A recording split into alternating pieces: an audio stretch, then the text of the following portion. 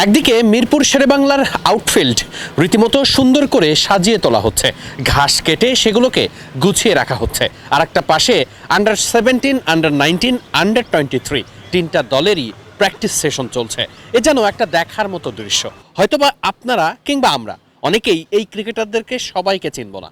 যারা হয়তোবা খুব ইন্টেন্সলি বাংলাদেশ ক্রিকেট ফলো করেন তাদের অনেকেই হয়তোবা কয়েকজন ক্রিকেটারের নাম বলতে পারবেন।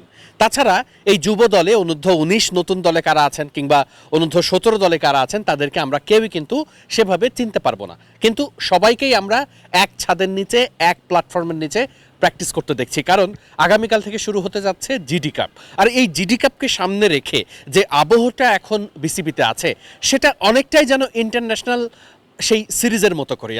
আমি ঠিক যেখানে দাঁড়িয়ে আছি শেরেবাংলা জাতীয় ক্রিকেট স্টেডিয়ামের ছাদে, আমার পেছনেই আমরা দেখছি যে আউটফিল্ডটাকে সুন্দর করে সাজিয়ে গুছিয়ে রাখা হচ্ছে।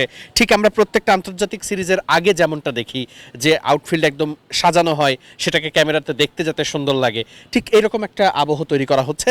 ঠিক কালকে থেকেই জিডি কাপ শুরু হচ্ছে এখানে, কারণ এখানে বয়সভিত্তিক দল অনূর্ধ্ব-17, অনূর্ধ্ব-19, অনূর্ধ্ব-23 এই দলগুলো এই মাঠে খেলতে যাচ্ছে। এবং শুধু আসলে এই আউটফিল্ড কিংবা একাডেমি মাঠে এই তরুণ ক্রিকেটারদের অনুশীলনের ব্যাপারটাই আসলে চোখে পড়ছে না, খুব ভালোভাবেই চোখে পড়ছে ওই যে উইকেটটা প্রস্তুত করে রাখা হয়েছে। এই মুহূর্তে উইকেটটা খোলাও আছে এবং উইকেটটার ওপরে সবথেকে উল্লেখযোগ্য যে বিষয়টি সেটি হচ্ছে উইকেটের ওপরে যে ঘাসটা আছে।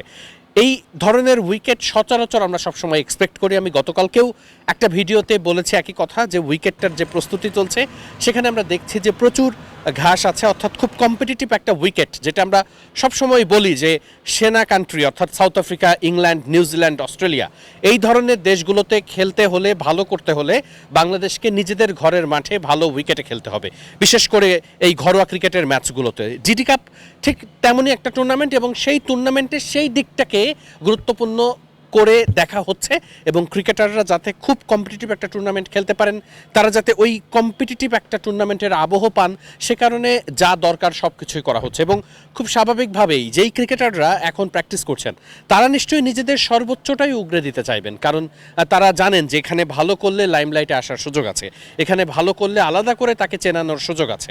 তাই খুব স্বাভাবিকভাবেই এই টুর্নামেন্টের গুরুত্ব, যথার্থতা খুবই গুরুত্বপূর্ণ।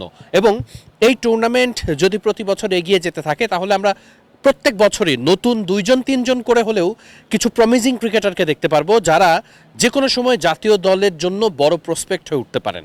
এই ধরনের সম্ভাবনাময়ী ক্রিকেটারদেরকে বের করে আনার ক্ষেত্রে এই ধরনের টুর্নামেন্টের ভূমিকা অনস্বীকার্য। এবং আমরা বাংলাদেশ ক্রিকেট বোর্ডের যে আয়োজনে প্রথমবারের মতো জিডি কাপ আয়োজনের একটা আবহ দেখতে পাচ্ছি বা একটা শুরু দেখতে পাচ্ছি, সেই শুরুটা এখন পর্যন্ত বেশ ভালোই বলা যায়। মিরপুর শেরেবাংলা জাতীয় ক্রিকেট স্টেডিয়াম থেকে ওয়াহিদ মুরাদ, মিডফিল্ড।